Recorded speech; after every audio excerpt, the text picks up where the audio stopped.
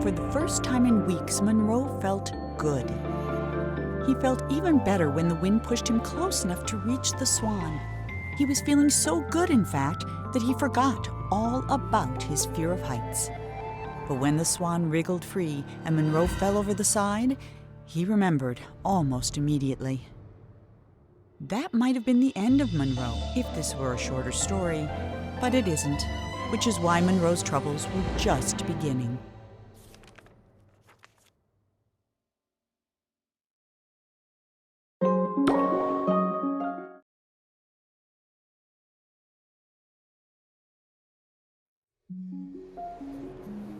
Monroe scrambled out of the water and found himself in a massive city with no sign of the swan or anyone else.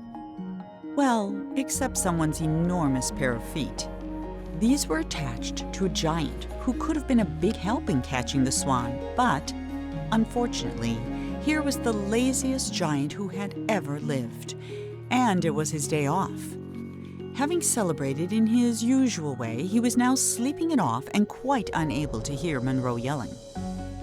While he was looking for a way to wake the giant, Monroe noticed something even better: a floating ship.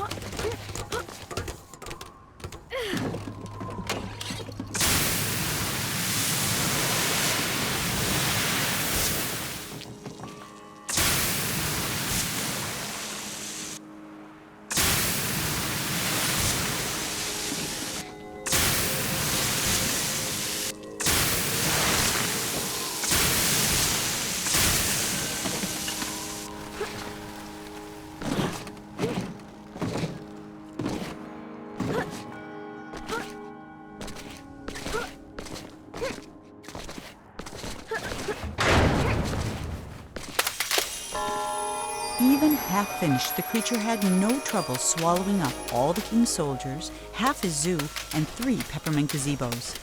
It was only with the help of his pet hippo and the giant that the king was able to force it into the sea. And though the water remained black for years after, the creature was never seen again on shore.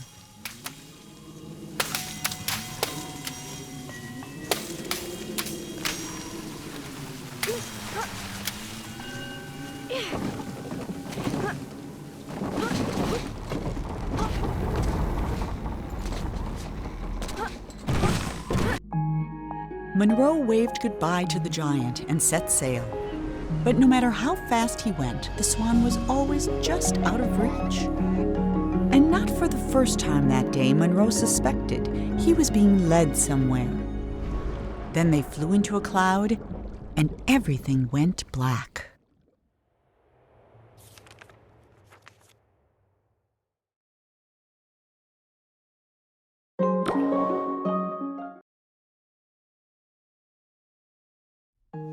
Monroe sailed on in darkness following the swan's voice, but he never saw a thing. Not the stars, not the swan, and certainly not the tree he got stuck in. When the clouds lifted, the swan was gone, leaving Monroe alone in the middle of an immense forest. Since there was nothing else to be done, he jumped.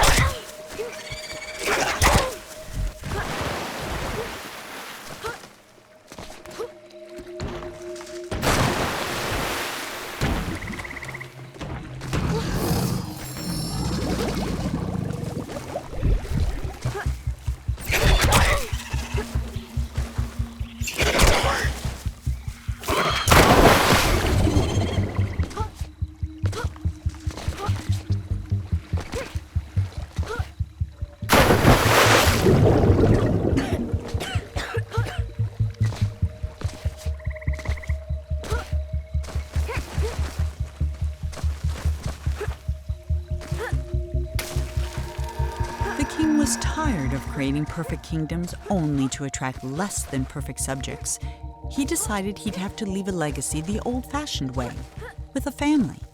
So he began to build one, starting with a house.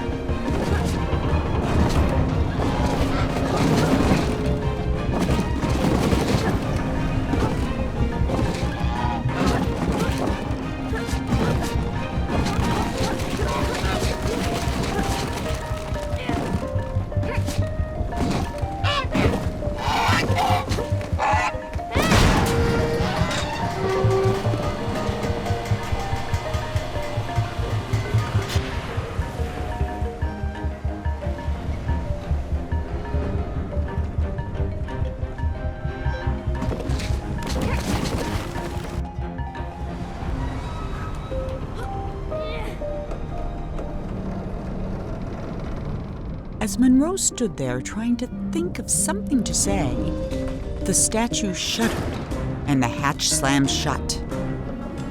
And now there was no more need for talking. The king was awake.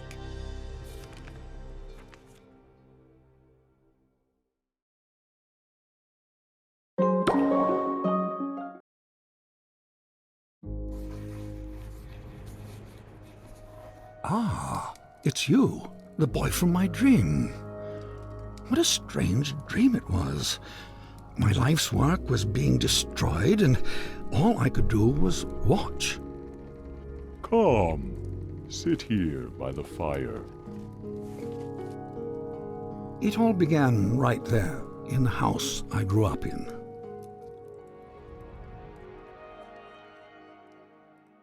I heard a heavy knocking at the door, just like on the night I left. I opened the door, but there was nothing there, just white space. When I got outside, disaster. Some miscreant had painted everything. My garden was ruined. And then my statue spoke and said, "Help me! Some little hooligan is running around splattering everything in the garden. I think he's headed for the..." Something got in my mouth. Oh dear.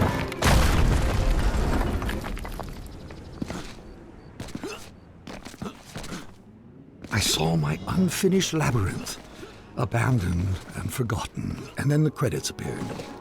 Your dreams have credits? Oh yes, and subtitles.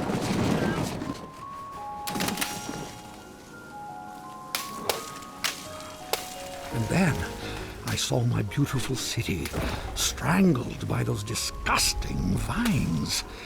I built it to stand 100 lifetimes, and instead it'll be buried in one, a monument for weeds.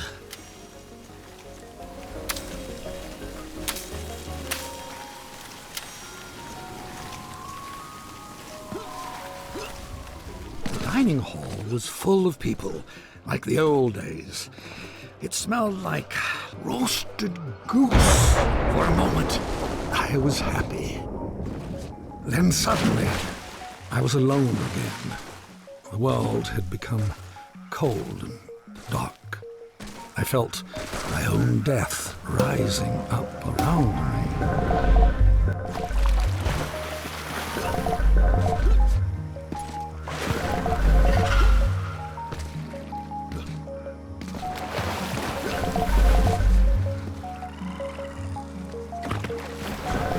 I floated past chunks of the house I built, or started building. Scarcely 10 years later, and the whole thing was in ruins. My works were meant to last forever, but most of them will be gone before I am.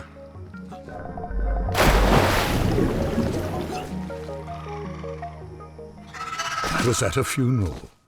My own, as it turned out. No one was there. Except you. I saw my monument, my last hope of leaving something that would live on after me. And I began to walk towards it. And with each step I took, I got larger. I just kept growing and growing, like a teenager. With a gentle push, my monument crumbled and sank. I saw my life's work laid out in front of me. Soon it would crumble into dust or be painted over by someone who would come after me, the same way I painted over what was here before me.